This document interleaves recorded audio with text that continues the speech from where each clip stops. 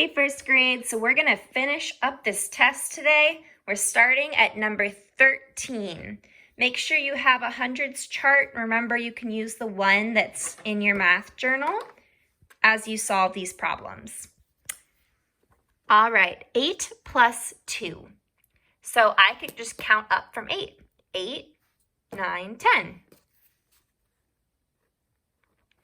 Oh, and I forgot to say this, but make sure that you have already worked through this test on your own like you did yesterday, and just watch it after to check your work, and if you made any mistakes, you can fix it now. So 10 minus something equals 5.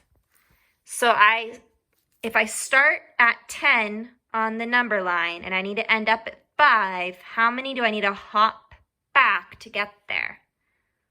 1, 2, 3, 4, 5. Something plus 4 equals 8. So to solve that, I don't know where I'm going to start on here, but if I add 4 hops, I'll land at 8. So I'm going to work backwards. I'm going to start at 8 and count back 4 hops. 1, 2, 3, 4. Oh, 4. 4 plus 4 is 8. That makes sense. And 7 minus 4, I can look here, go back 4, 1, 2, 3, 4, and it equals 3. 10 minus 7. So remember, even if the equal sign is on this side, we're still just going to say what is the same as the amount on this side. So 10 minus 7, start at 10, take away 7, 1, 2, 3, 4, 5, 6, 7 is 3. 4 plus something equals 9. Well, to get from 4 to 9, it's 1, 2, 3, 4, 5 hops. 4 plus 5 equals 9. 12 minus something equals 6. To get from 12 back to 6, it is 1, 2, 3, 4, 5, 6 hops. All right, here we have a fact family triangle. It's missing the number at the top. Remember, the number at the top is these two numbers added together. So first I'm going to figure out what is 8 plus 6. And that is our first addition problem. 8 plus 6. If I count up from 8, 8, 9, 10, 11, 12, 13, 14. So 14 is the missing number. My other addition problem, I can switch the order. 6 plus 8 equals 14. For my subtraction, 14 minus 6 equals, 14 minus 6 equals, last number here, 8. And 14 minus 8 equals 6. Remember, on the subtraction problems, you always have to start with that biggest number. Explain how you can think addition to solve 14 minus 7. Well, if you know your doubles facts, you'll know that 7 plus 7 equals 14. Knowing that helps me know that 14 minus 7 equals 7. So write with your words what I just said there to explain that you can use your addition facts you know to help you with subtraction. All right, number 16, solve 20 minus something equals 14. I am going to use my hundreds chart to solve this one. So 20 minus something equals 14. To get from 20 back to 14, how much do I have to subtract? 1, 2, 3, 4, 5, 6. So I would explain here that I used my hundreds chart to solve. Number 17, Alex knows that 13 plus 8 equals 21. He says that means that 8 plus 13 equals 21. Is that correct? Yes. He switched the order that still is the same answer. So that is correct. Whatever you wrote here to explain it is fine. You can use the turn around rule that we learned back a while ago when we were in school, which means that you can turn around the order the numbers are in and it still will be the same. So you can explain that there. 4 plus 2 plus 6 equals something. I'm going to look at what it says down here first before solving. Sylvia added 4 plus 6 first, then she added 2. Mike added 4 plus 2 first, then he added 6. Who added correctly? Explain. So Sylvia, I'll just put an S for her name, did 4 plus 6, which equals 10. Then she added 2. Then she added 2 more. 10 plus 2 is 12.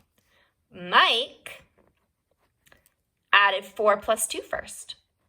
4 plus 2 is 6. Then he added 6. 6 plus 6 equals 12. So they both added correctly. And it says to explain. Well, when you add 3 numbers, you can add any 2 first that you would like. If you added 2 plus 6 first and then added 4, that would be correct too, as long as you add all 3 numbers together.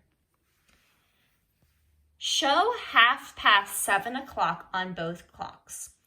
So, 30 means halfway around the clock, half an hour. To show it's at half an hour at 30 minutes, we're going to draw our minute hand to point towards the 6, because 7:30 is 7:30. 30 minutes is half an hour past 7 o'clock. So our minute hand's pointing at the 6, halfway around the clock. Our hour hand is not going to point right at the 7. It would be right at the 7 at 7 o'clock.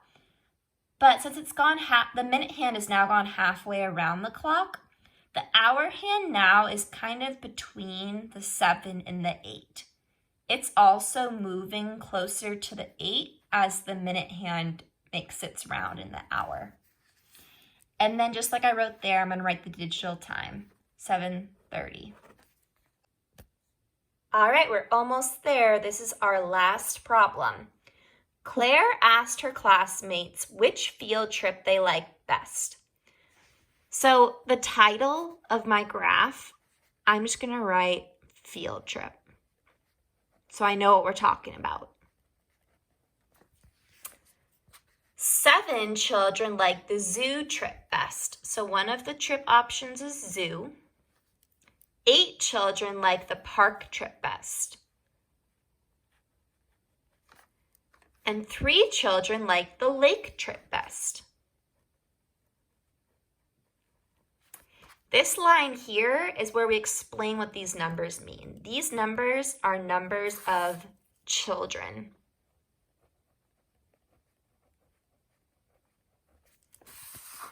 So we're going to fill this out. Zoo, 7 children.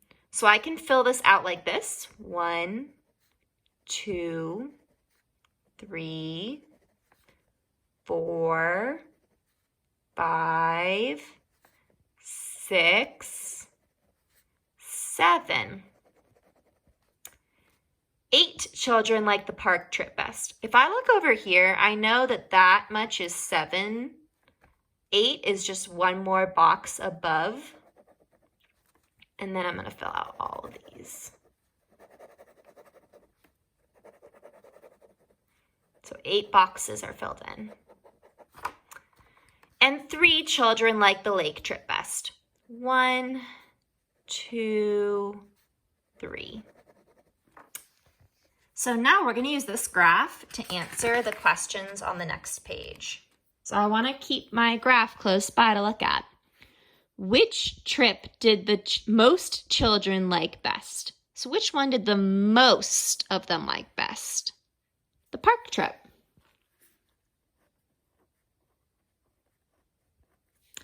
How many children in all liked the zoo trip and the lake trip? So we have to figure out zoo plus lake. So zoo had 7 children.